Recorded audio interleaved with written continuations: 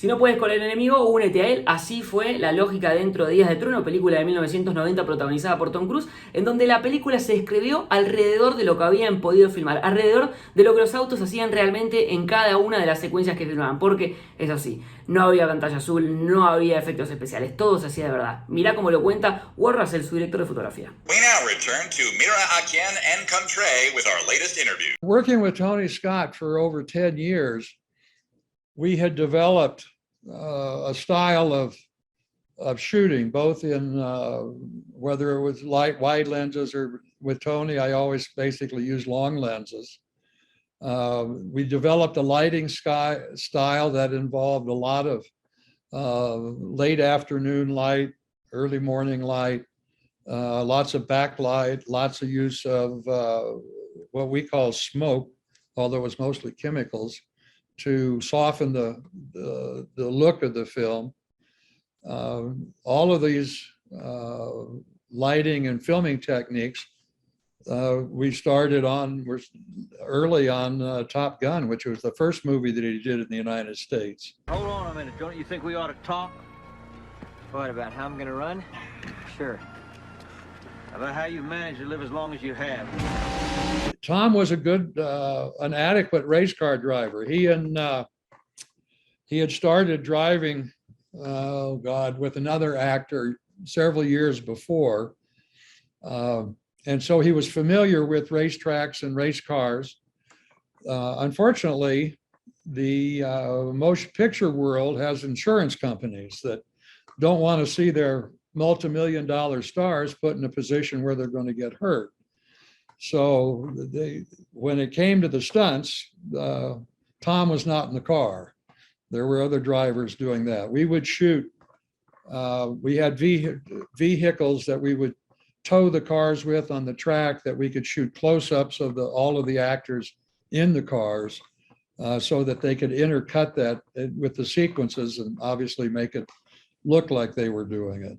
But the insurance company was not about to let their actor do anything that was going to put him in danger. There's nothing I can't do with a race car. Tom at this point was still, still finding his way in the movie world. And he would visit dailies with Tony every day after work. And they would discuss what they did and those things. But the actual filming on how we filmed the movie, I don't believe he was more interested in the storyline and the action rather than in taking any kind of part in the visuals. Yeah. Because you hire Tony Scott and you hire me, and it's a real strong visual team. You don't need much input from an actor. I'll take your word for what a car can do, but I'm not taking anybody's word for what I can do. I read that the movie wasn't finished when you started shooting it, and that you have to keep up with the pages that you were writing every day. Was it hard to keep that up, or was it hard for the actors to memorize the things they had to say? What can you tell me about this issue? The only problems that we ran into were, well, you were right.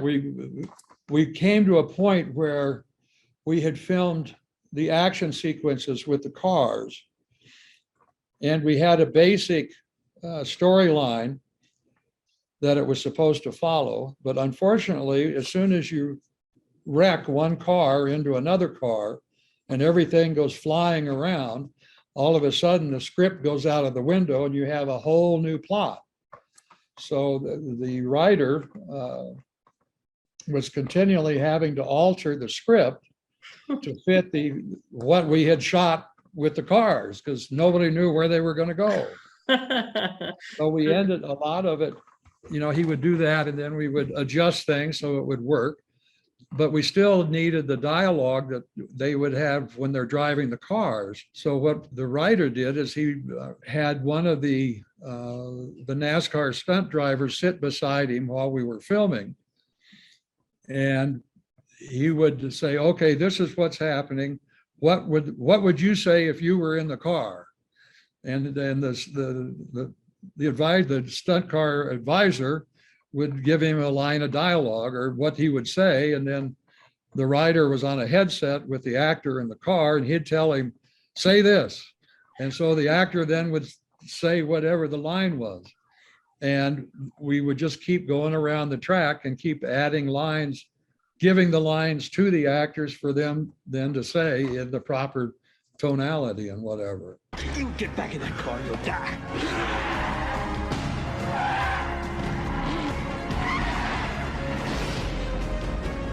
What a headache for the actors and for, was it like, did you feel the pressure? Like you have to respect the budget, you have to respect like a deadline. What was it pressure? What did you feel the pressure for it?